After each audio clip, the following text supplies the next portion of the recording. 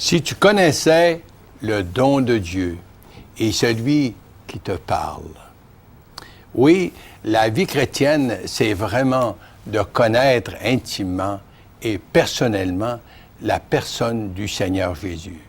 Et comme déjà on l'a entendu, la véritable liberté se trouve dans la personne de Jésus. C'est Saint Jérôme qui avait dit autrefois, « L'ignorance des Écritures, c'est l'ignorance du Christ. » Alors, c'est tellement important de connaître intimement et personnellement la personne du Seigneur Jésus.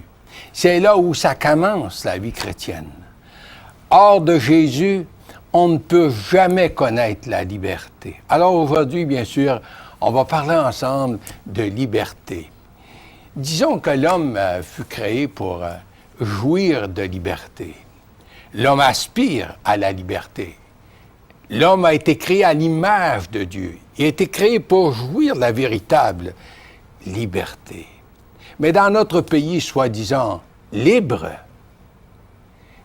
parce que la plupart des gens vivent comme bon leur semble. Je me demande si vraiment nous jouissons de véritable liberté. D'abord, disons qu'on ne peut parler de liberté sans parler d'esclavage. Il y a bien sûr bien des différentes formes d'esclavage dans le monde. Et ces derniers mois, par exemple, nous avons vu et avons été informés d'une forme d'esclavage sans pareil en Afghanistan, par exemple. Surtout chez les femmes. Elles ne pouvaient pas sortir sans être voilées de la tête aux pieds. Et les filles de ce même pays n'avaient pas droit à aucun enseignement scolaire. La plupart des gens étaient soumis à un système dit religieux, mais rigide et sans merci. Nous avons été témoins des pires horreurs qui se produisaient, qui se passaient dans ce pays. Or, nous savons qu'il y a plusieurs autres pays, des pays pauvres, sous-développés, où les gens sont soumis à différentes formes d'esclavage, sous la domination de systèmes politiques corrompus, que de gens sont esclaves et soumis à toutes sortes de superstitions diaboliques, de jeunes gens et des enfants très souvent vendus pour la prostitution, et j'en passe. Mais revenons chez nous. Comme je l'ai mentionné, il y a plusieurs formes d'esclavage. De vivre comme bon nous le semble ne signifie pas être libre. Sommes-nous vraiment libres? C'était la question qui a été posée au tout début de cette émission. Et la plupart des gens sont conscients que vraiment, on ne peut pas vraiment, dans notre société, vivre la vraie liberté. Dans l'Épître aux Romains, j'aimerais citer un texte, vous pouvez le lire avec moi, Romains 6, verset 16, qui se lit comme ci. « Ne savez-vous pas qu'en vous livrant à quelqu'un comme esclave pour lui obéir, vous êtes esclave de celui à qui vous obéissez, soit du péché qui conduit à la mort, soit de l'obéissance qui conduit à la justice. » Les nouvelles nous rapportent fréquemment le cas de jeunes filles, surtout les jeunes filles, qui quittent en fugue leur foyer, espérant vivre une certaine liberté, à un mieux vivre, selon leurs idées, pour tomber plus souvent qu'autrement, victimes de bandes dans des bandes de prostitution. Nous croyons que ce sont des cas isolés, mais pourtant, hélas, ça se produit encore trop souvent au sein de notre société. Parlons maintenant d'une autre forme d'esclavage. Notre ami Jean-Pierre, au tout début, nous en a parlé. Cette forme d'esclavage, connue cette fois comme la drogue.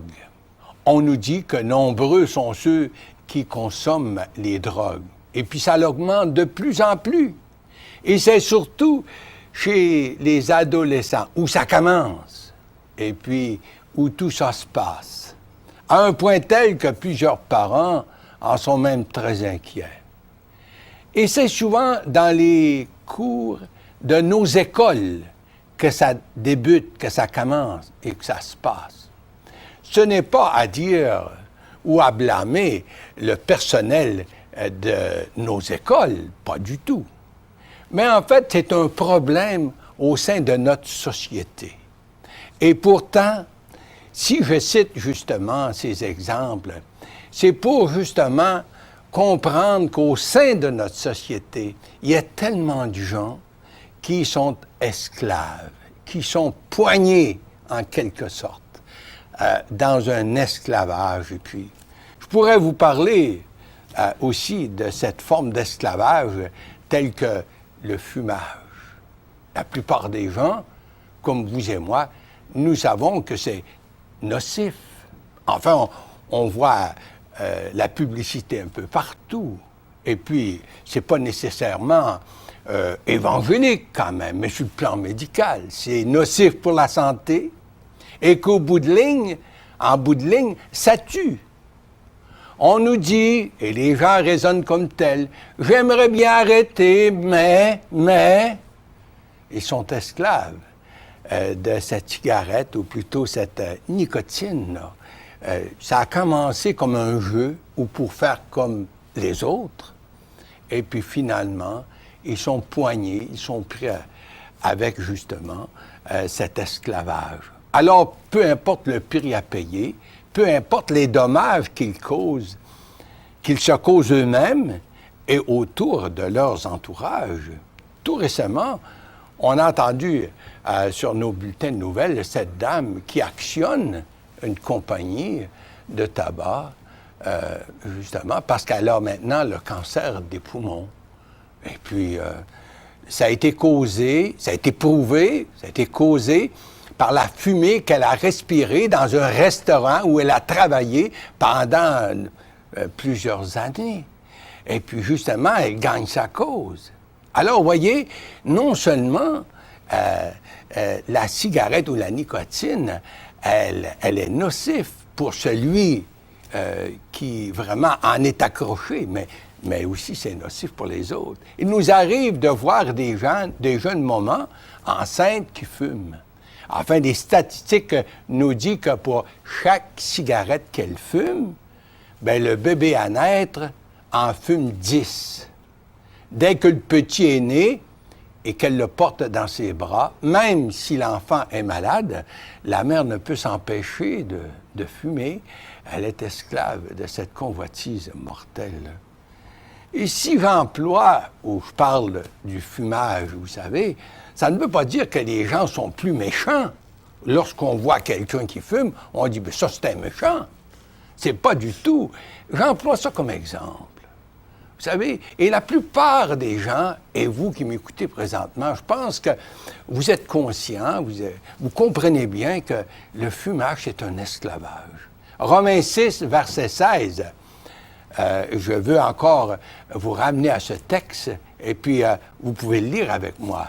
Ne savez-vous pas qu'en vous livrant à quelqu'un ou à quelque chose, comme esclave pour lui obéir, vous êtes esclave de celui à qui vous obéissez, soit du péché qui conduit à la mort, soit de l'obéissance qui conduit à la justice.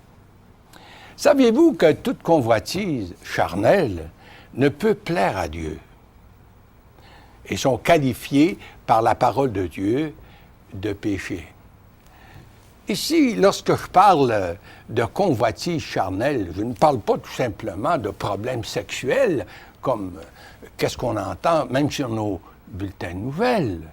Ben non, ça peut être une foule d'autres choses. Ça peut être l'orgueil, ça aussi c'est une convoitise. Et puis enfin, il y a toutes sortes de convoitises, très souvent, qui sont comme des péchés mignons, mais quand même, ça fait partie un peu de notre vie.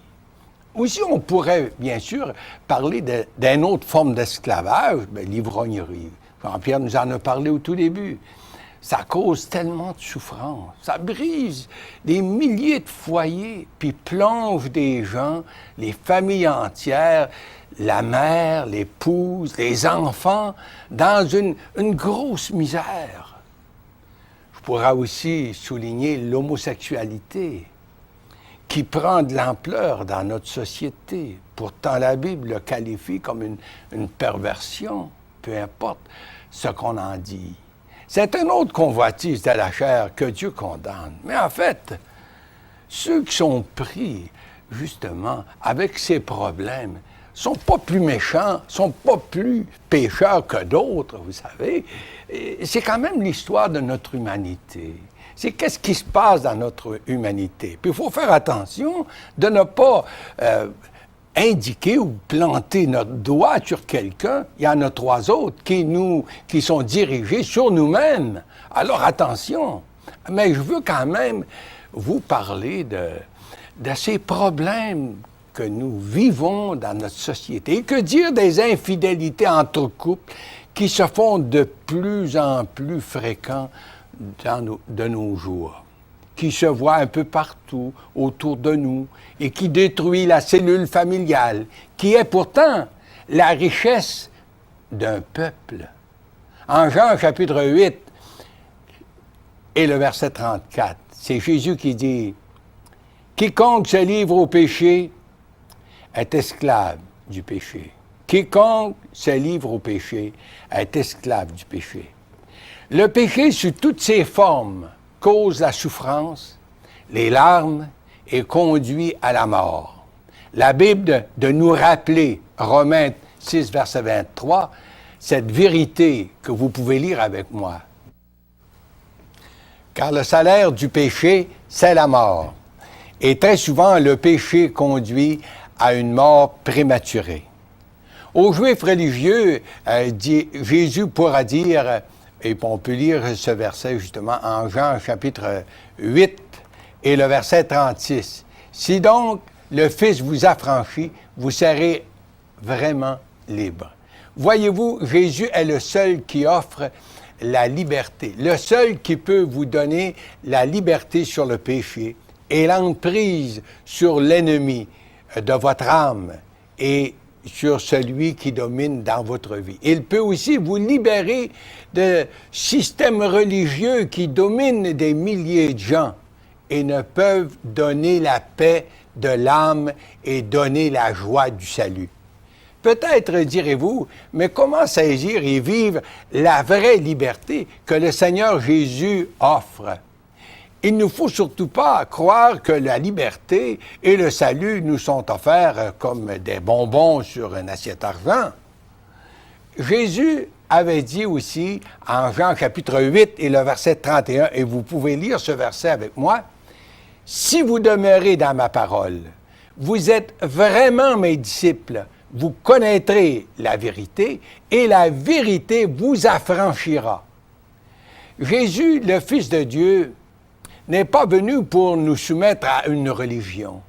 Il est venu pour nous sauver et nous libérer de l'emprise de l'ennemi, de Satan qui justement domine dans le monde. Et pour nous libérer, bien sûr, du pouvoir du péché que nous avons en nous. Et aussi nous libérer de la domination des hommes. Mais comment y parvenir? Premièrement, c'est en acceptant son pardon et en lui confiant notre vie, parce que sans lui, on ne peut rien faire. Et deuxièmement, bien sûr, c'est aussi en nous soumettant à sa parole qui est la vérité. Et je reviens avec ce texte, cette parole de Jésus, en Jean chapitre 8 et le verset 31. « Si vous demeurez dans ma parole, vous êtes vraiment mes disciples. Vous connaîtrez la vérité et la vérité vous affranchira. » Voyez-vous, l'obéissance à sa parole, l'obéissance à la parole de Dieu libère du péché et de la domination des hommes. La vie chrétienne, la vraie, c'est lorsqu'on vient à Jésus et qu'on se confie à lui par la foi. La vie chrétienne, c'est vraiment un engagement qu'on prend avec Jésus. On l'accepte comme Sauveur et Seigneur. Puis là, on s'engage dans une vie d'obéissance absolue à sa parole. Dans l'Épître aux Galates, chapitre 5 et le verset 1, et vous pouvez lire ce texte aussi avec moi, c'est pour la liberté que Christ nous a affranchis. N'est-ce pas rassurant, cher ami? Seriez-vous prêt à vous confier à Jésus aujourd'hui? Seriez-vous prêt à vous engager à vivre dans l'obéissance de sa parole à partir d'aujourd'hui? Vous pourriez commencer à cheminer avec lui aujourd'hui par la foi. C'est Jésus qui vous attend.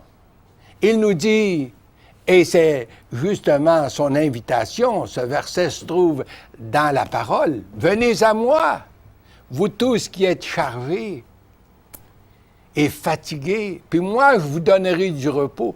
Prenez mon joug sur vous et recevez mes instructions. » C'est ce que veut dire, hein? La vérité, la parole de Dieu va vous affranchir. L'obéissance à la parole de Dieu, dans une marche, dans un cheminement avec Jésus, c'est ce qui nous libère justement de tout ce qui peut m'accabler et justement faire de moi un esclave. Cher ami, pourquoi pas vous tourner vers le Seigneur, puis répondre à son appel dans cette simple prière. Vous pourriez vous joindre à moi justement dans ce mot de prière. Prions ensemble le Seigneur. Seigneur, trop longtemps j'ai ignoré ta parole et j'ai vécu esclave de mes convoitises, de mes péchés. Trop longtemps j'ai pratiqué ma religion sans me préoccuper de toi, Seigneur, et de ta parole. Je veux maintenant me confier à toi et obéir à ta parole. Je veux être libéré du péché qui m'accable et vivre la joie de ton salut. Amen.